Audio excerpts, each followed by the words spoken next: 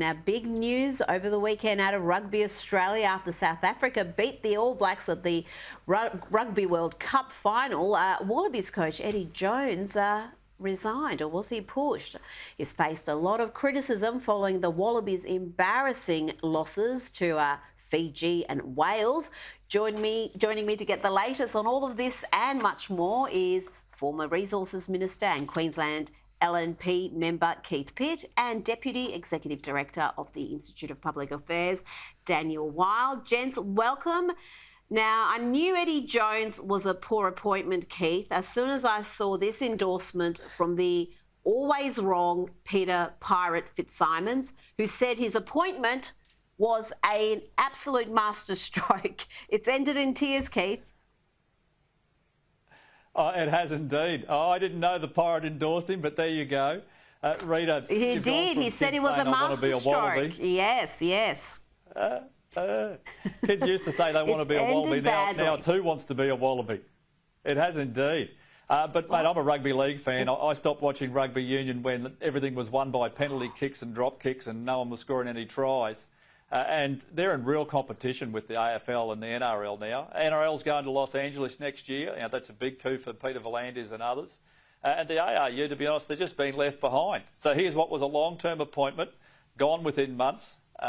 Definitely not a success at the World Cup, and I think there's a lot of work to do. Now, Jen, Senator Jacinta Price has described Indigenous leaders' response to the Voice referendum as cowardly. She says, in a cowardly letter to parliamentarians, they have tried to make this referendum result about rejection. But it isn't about rejection, is it, Daniel? No, it's certainly not about rejection of Indigenous Australians. I think it was a rejection of the elites, you could say, in the governing class of this society that wanted to divide us by race.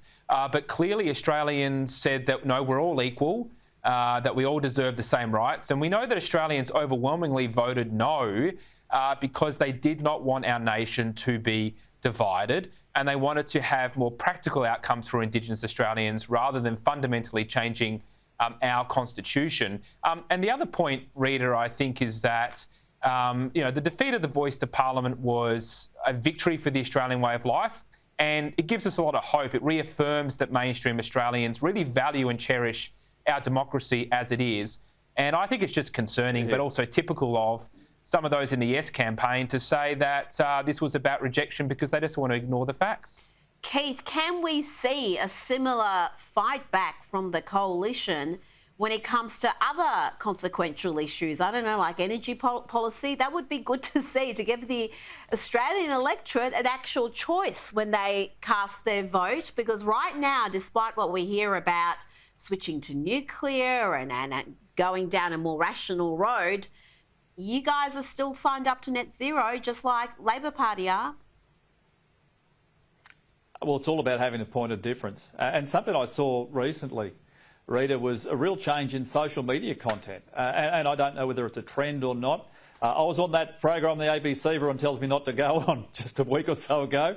And the commentary was quite incredible. Keith, around power prices, climate. Well, you've got to be in the field, mate. You can't abandon the field. And the commentary on social media, both Facebook and even Twitter, was incredibly supportive of doing things that get power prices down, stop doing things that cost an absolute fortune. There was real opposition to this mad charge to not even 2050, but now 2030, 2035. Imagine Adam Bandt as the Resources Minister, what he'd do to this country. And I think there's a real opportunity to be bold, and the next election, that's something I'll certainly be pushing for.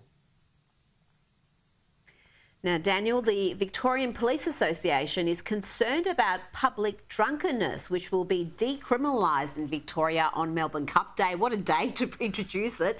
They say the government's failure to have a sobering up centre in Collingwood will see police being forced to walk away from helping those who are intoxicated in the street. We've also got the issues, obviously, in this city with a potential new drug injecting facility being open in the CBD. Daniel, what do you make of this, introducing this policy before their sobering up centre is even up and operational? I think it's just another example of the toxic legacy of the Andrews government. And, so far the new Premier Jacinta Allen has not proven to be able to provide any alternative leadership. I mean, there was just today in the media, Rita, the discussion of the ongoing effects of lockdowns on far too many young Australians and young Victorians and the cost that that's imposed. And, this is another example of a short-sighted policy. The purpose of having public drunkenness as an offence was really to give police discretion to deal with, people that maybe aren't right now committing a crime and aren't a violent threat to somebody, but are well on the way to doing that, and they could sort of hold them for a period of time in the name of community safety. So I note that there's been a number of police who have said that they're concerned about losing some of that discretion, and I'm concerned that this could further increase the crime that we're already seeing on the ground throughout Melbourne.